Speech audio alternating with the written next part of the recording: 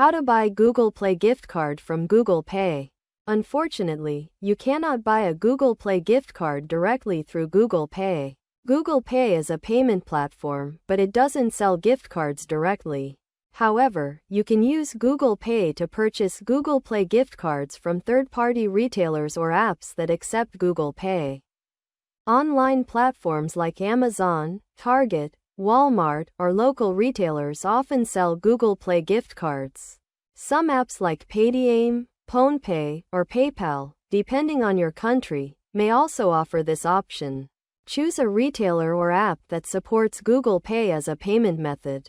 Then add the Google Play gift card to your cart. Select Google Pay during checkout as your payment method. If it's a digital purchase, the gift card code will be sent to your email or displayed after the transaction. For physical cards, the retailer will deliver it to your address.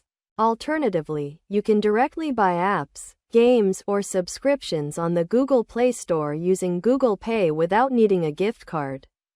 Thanks for watching.